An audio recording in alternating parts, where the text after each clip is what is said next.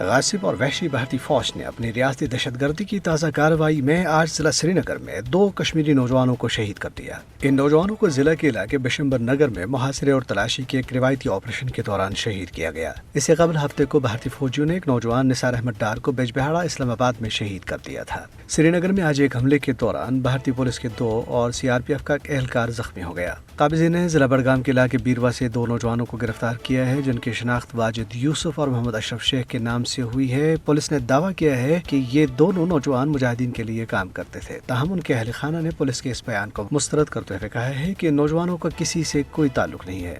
کشمیری آج سانحہ لال چوک کو یاد کر رہے ہیں، جس میں وحشی بھارتی فوجیوں نے 125 نہتے لوگوں کو شہید کرنے کے علاوہ سری نگر کے اس مرکزی اور بڑے تجارتی علاقے کے بڑے حصے کو نظر آتش کر کے 60 سے زائد مکانات، 5 تجارتی عمارتیں، 150 دکانیں، 2 سرکاری عمارتیں، درگاہ اور اسکول مکمل طور پر راکھ کے ڈھیر میں تبدیل کر دیے تھے۔ یہ سانحہ 1993 میں آج ہی یعنی 10 اپریل کو پیش آیا تھا۔ شہید ہونے والوں میں 47 کو زندہ جلا دیا گیا تھا۔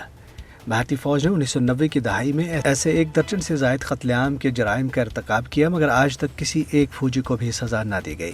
کل جماعتی حریت کانفرنس کے رہنماؤں نے سری نگر میں اپنے بیانات میں افسوس کا اظہار کیا ہے کہ بھارت کشمیریوں کو سزا دینے کے لیے ریاستی دہشت گردی کو سرکاری پالیسی کے طور پر استعمال کر رہا ہے۔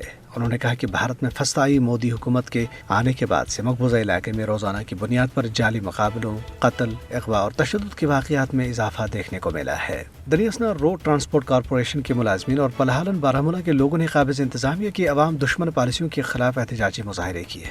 RTC ملازمین نے کہا ہے کہ ان کی تنخواہیں گزشتہ 4 ماہ سے التوا کا شکار ہیں، جبکہ نئی بسیں خریدی جا رہی ہیں مگر ملازمین کو تنخواہیں نہیں دی جاتی۔ پلہالن کے علاقے تانتری پورہ کے مکینوں نے علاقے میں پینے کے پانی کی عدم دستیابی کے خلاف احتجاج کیا۔ سینکڑوں خواتین اپنا احتجاج درج کرانے کے لیے سڑکوں پر نکل آئیں اور پلہالن کے قریب سری نگر بارہمولہ ہائی وے کو بلاک کر دیا۔ احتجاجی خواتین کا کہنا تھا کہ وہ گزشتہ 8 ماہ سے پانی سے محروم ہیں، لیکن اب صورتحال مزید ابتر ہو چکی ہے۔